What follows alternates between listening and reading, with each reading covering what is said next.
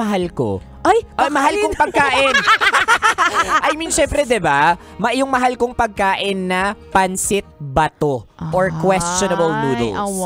O kasi bukod sa pwedeng toyo lang yun eh. Maluluto na siya. Okay na yun, tipid. Ganon. Tas rich in, minerals with ginkgo biloba extract. Yes naman. At may aphrodisiac. Ano yung aphrodisiac? Taas. Pero mas gusto ko yung una mong sagot. Ano yun? Yung mahal mo? Oo, yung mahal ko. Kakainin mo? Oo, kung mahal mo, kinakain yan. Akala ko cannibal ka. Pero ikaw ba, if ever, tanong ko sa'yo yan, anong pagkain yan? Siguro sa akin, samgyup. Ay, oo nga. Samgyup kasi nandun na lahat, kumpleto. Meron kang protein. Oo, tama. Tapos sa kimchi, tapos sa lettuce, meron ka na kagad, vitamins, diba? Kumpletos ricados. Oo nga, medyo nabababy bobo ako dun. Medyo bobo ka talaga. Sulit yun. Diba? Tsaka ang mga samgyup ngayon, mga unli-unli na. Tsaka parang hindi ka nagsasawa eh. Ay, totoo kasi yan. Kasi dami pagpipilian. Tsaka ang liliit nung strips, parang it feels like if you wanna subo, parang kung sumubo ka, it feels like you wanna subo pa more. Ayan. Ganun siya. Totoo. Actually po, magtatayo kasi kami ng samgyup. Oo. At yung samgyup ko, bulgagi pare. Ayan. Pero sabi nila ang samgyup daw, hindi daw samgyup ang pronunciation. Ay, talaga ba? It's samyupsal. Ay. Samyupsal. Kasi nga Korean. Samgyup. Samyupsal po. Samyupsal. Annyeonghaseyo. Ay, naku, dahil usapang samyupsal tayo ngayon. Eto kabisyo, ibibigay namin sa iyo ang unang 2 ganap sa Samgyupan! Tara, kape! Tara, kape! Hindi tayo sure kasi Pilipino tayo, di man tayo Koreano. Basta sa Samgyupan. Samgyupan. Punta tayo sa number 1. Inot. Muna, ito ang mga Mahilig Mag-Sharon. Ang sarap talaga dito sa samgyupan na ito. Favorite ko talaga ang pork at beef samgyup nila dito. Oo nga eh.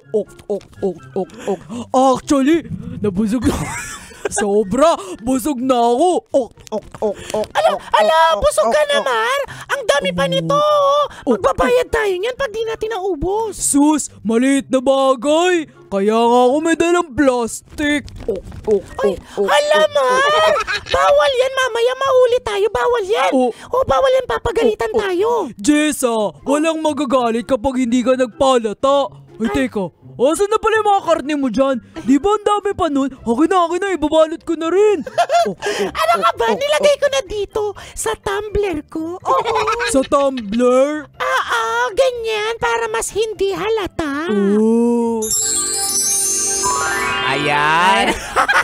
Mga mahilig mag-Sharon. Oy, aminin natin to Kasi usually, nagdadala tayo ng mga aqua hydro flask, whatever you call it, sa mga samgyup. Yung mga kung ilang ano man yun, gano'ng kalala, liters man yan. Kasi hindi mo talaga inuman. Diyan mo nilalagay yung mga karne mo. Grabe, no? Yan ang mga pinagbabawal na technique. Oo, alam mo kung saan ko natutunan yan? Saan? Sa'yo. Hoy! Hindi ko pa nagagawa yan, Oo, nagawa mo na yun. Alam ko sa isang Unli Chicken. Tama ba? Nagawa mo na yun. Bakit mo na-announce online? Ay, on air. Baka mamaya mo na magpapasok sa atin sa samgyup. Samgyup, oo. Uy, pero meron akong nakitang teknik Very recent lang din Okay. Diba yung iba plastic? Oo. Sabi mo, tumbler. Yung iba naman nagdadala ng aso. Aso? Oo. Hindi ko nga alam kung inaalaw ba yun, pero siguro yun dyan sa may Harbor Square. Meron siyang 2 aso na kasama. Nandun sa baba, nakita ko nagbababa siya ng mga lutong samgyup samgyup. Well, anyway, saludo naman ako sa mga ganong samgyupan, yung nagiging pet friendly. Hindi lang nila alam, nalulugi sila. Tsaka bawal din talaga yan sa kahit na anong samgyupsalan. Malulugi talaga sila ng tunay dyan. Oy, pero dahan-dahan, huwag kayo masyado nagpapahalata kabisyo. Yun lang talaga yun. Discreet lang. Anyway, that's number 1. Pero naman tayo sa last but not the least, number 2. Pangadwa. Ito ang mga May Kota.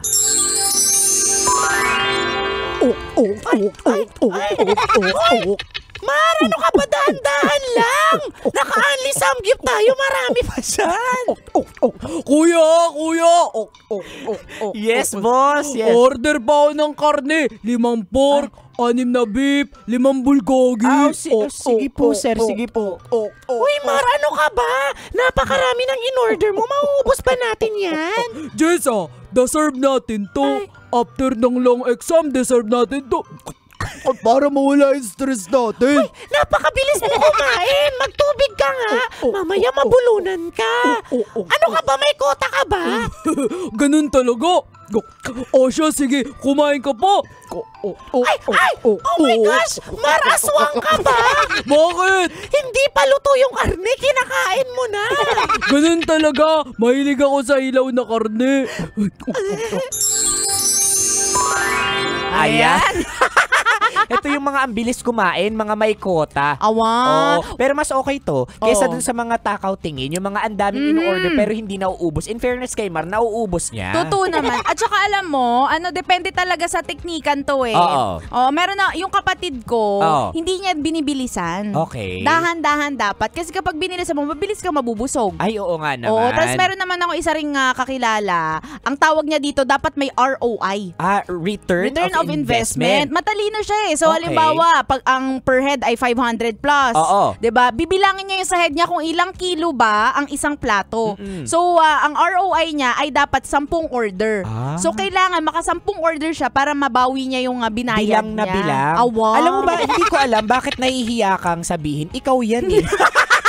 Pinapaya mo ako, Oder! Bilang na bilang talaga. Pero mas okay to yung nauubos mo, nasusulit natin. Awa. Ako ang ginagawa ko niyan, sa last part na ako, latter part na ako nagkakanin. Awa. So usually kapag mga first, second, third set, puro meat lang ako. Yan. Sa bagay. Ako hindi masyado nagkakanin. Talaga? Kasi mura lang yung kanin.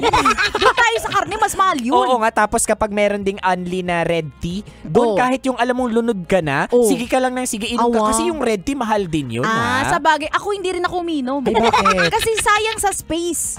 Kapag uminom ka, mabubusog ka. Imbis na karne na lang yung laman ng tiyan mo, nag-iced tea ka pa. Anyway, saludo talaga ako sa bibig mo, Robin Shena. Hindi lang sa bibig ko. Sa lalamunan ko, malalim yun. So, in fairness sa'yo, napansin ko yung pag nagsasamgyup tayo, hindi ka masyadong umiinom. Hindi nga. Hindi ka na-choke. Talagang, ay nako. Swallow kung swallow. Swallow talaga. Diba? Ay, nako. Anyway, Kabisyo, kung di mo naabutan ng usapan namin ito at ikaw rin ay mahilig mag-samyo. Yun.